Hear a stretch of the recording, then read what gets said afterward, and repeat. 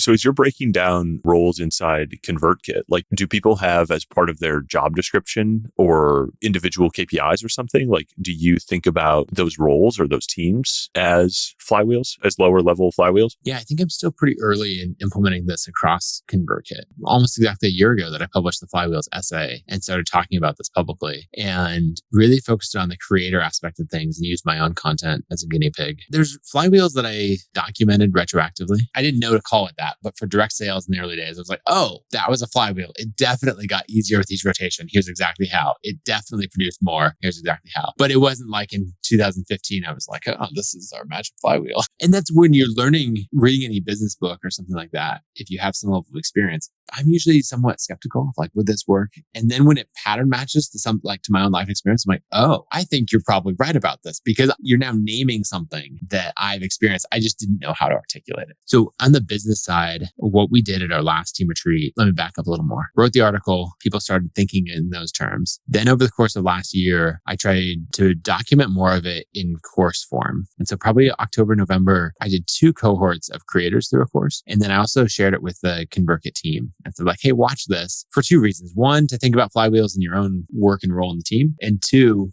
we serve creators. So to be able to use this format to coach creators. And that was good. That got traction. But then what I did is I actually tasked our ops team with and said, your job is to get to where at the end of 2024, we have 12 fully functioning flywheels, like operational in the company. And we defined what that meant, right? It has to go through, a certain number of rotations. Like, is this a weekly flywheel, monthly? We got to have at least 6 rotations, like on a monthly flywheel. It has to be measured because you can put a spreadsheet to a flywheel and say like, all right, I've measured every single step. I've measured the results, the friction, all of that. I can track how it's trending over time. And then they led the effort at our team retreat in February of teaching the concepts, breaking people into groups and saying, okay, this is our star creator onboarding flywheel. They had one around brand, another around like, we made an incident response flywheel. So like when the PagerDuty pings to say, hey, a server is down or like the email sending queue is backed up, like it kicks off a very specific flywheel. And normally it'd kick off a linear process. But the difference is that flywheel loop closer is all about how do we make it better so that that's less likely to happen. In this case, it's a